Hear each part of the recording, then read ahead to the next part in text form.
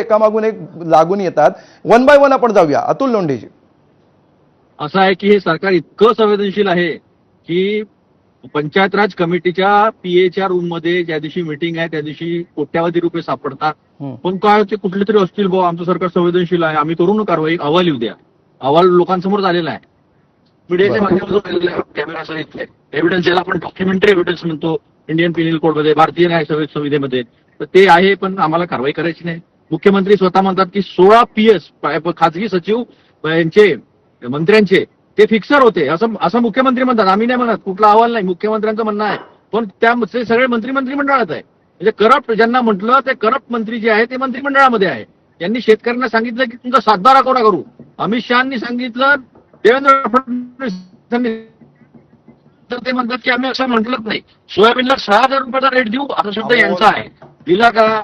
कांद्याच्या प्रश्नामध्ये काय केलं, कापसाच्या प्रश्नामध्ये काय केलं, पेपर फुटीमध्ये काय केलं, कुठल्याच गोष्टी ज्या आहे त्या तारतम्य नसताना फक्त खोटं बोलायचं, मागचं काढायचं, मागच्या सगळ्या गोष्टी ज्या आहे एकही सिद्ध करू शकले नाही. फक्त बोलायचं, जोरात बोलायचं.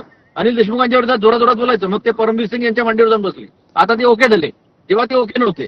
या सगळ्या गोष्टी ज्या या महाराष्ट्राच्या समोर आहे. ठीक आहे, हे सगळे आरोप प्रत्यारोपांची ही यादी संपणारी नाहीये. आपल्याकडे वेळ मर्यादित आहे म्हणून मी पुन्हा एकदा पुराव्यानिशी बोललो. अमोल, मी जे बोललो ते पुराव्यानिशी बोललेलो आहे. याच्यामध्ये मी काहीच आरोप प्रत्यारोप केलेला नाहीये. कुठला पुरावा बोललाय?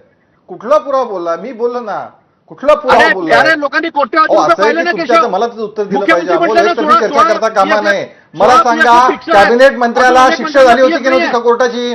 कॉन्स्टेबलला मारहाण केली म्हणून कॅबिनेट मंत्र्याला काँग्रेसच्या नेत्यानं शिक्षा झाली की नाही? मला उत्तर द्या.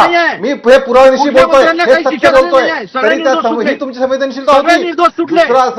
मुख्यमंत्री अतुल लोंढे आणि केशव उपाध्यायजी, आपण वन बाय वन येऊया. आपली वेळ संपत आलेली आहे. मात्र अशा प्रकारे कुठलाच मुद्दा जनतेला स्पष्टपणे कळणार नाही, प्रेक्षकांपर्यंत पोहोचणार नाही. ठीक आहे, अतुल लोंढेजी, तुमचा मुद्दा लक्षात आलेला आहे. एकही आरोप तुम्हाला खरा करता येत नाही, एकही मुद्दा मांडता येत नाही. मला दोघांनाही विनंती अशी करायची आहे, नंतर मला कोणाचा तरी माईक बंद करायला सांगावं लागेल पीसीआरला. कृपया लक्ष द्या या ठिकाणी. केशव उपाध्याय आणि अतुल लोंढेजी, तुम्ही दोघंही एक छोटासा ब्रेक घ्या. विजयकुमार घाडगेंकडे पण जाऊन पुन्हा एकदा मी तुमच्याकडे उत्तरासाठी येणार आहोत. मात्र त्यापूर्वी मी विजयकुमार घाडगेजी, आपण या दोघांची चर्चा ऐकता आहात. काय मेसेज ह्याच्यातून जातोय असं वाटतंय? सरकारला जो द्यायचा मेसेज, मुख्यमंत्र्यांना जो द्यायचा आहे, उपमुख्यमंत्र्यांना जो द्यायचा तो सगळा सोडून द्या. मात्र सर्वसामान्यांमध्ये याच्यातून काय मेसेज गेलाय असं तुम्हाला वाटतं?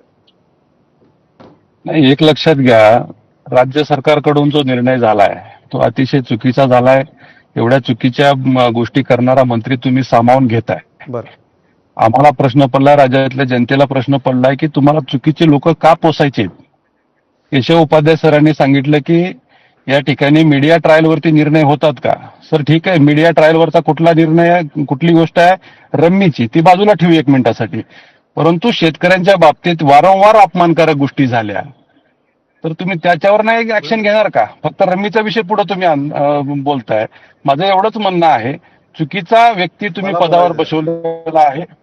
चुकीच्या व्यक्तीला त्या ठिकाणी पाठीशी नका घालू. त्यांच्याकडे विजयकुमारजी, आता सरकारने जे करायचं ते केलेलं आहे. तुमची पुढची भूमिका काय असणार आहे? ते तुम्ही थांबणार आहात की तुमची पुढची भूमिका काय असणार आहे? नाही, राज्याच्या मुख्यमंत्र्यांना आम्ही भेटणार आहोत. मुख्यमंत्र्यांना आम्ही बोलणार आहोत की बाबा चुकीच्या लोकांना तुम्ही पाठीशी का घालताय? असे लोक तुम्ही का सरकारमध्ये ठेवताय? शेवटी राज्यातल्या जनतेनं प्रश्न विचारला पाहिजे.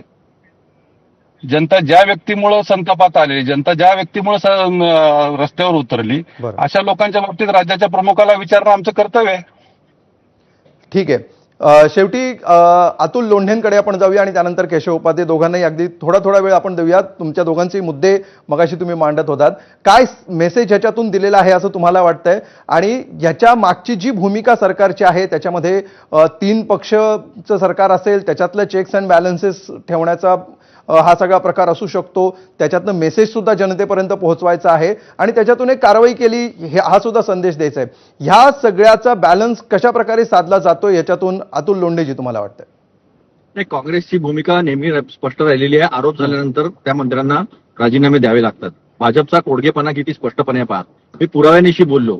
कोट्यावधी रुपये सापडले नाही का पीएच्या नाही म्हणजे मला मी अजून स्पेसिफिक प्रश्न विचारतो अतुल लोंढेजी ऐका तुम्हाला ना, अमोल. की धनंजय मुंडेंचा जर राजीनामा घेतला जाऊ शकतो तर कोकाटेंचा का नाही घेतला जाऊ शकत? काय त्याच्यामध्ये कोकाटेंचा त्यांनी जे केलं त्याची डेप्थ किंवा त्याची इंटेन्सिटी कमी आहे असं तुम्हाला वाटतं की त्याची गरज सरकारला वाटली नसावी? काय नेमकं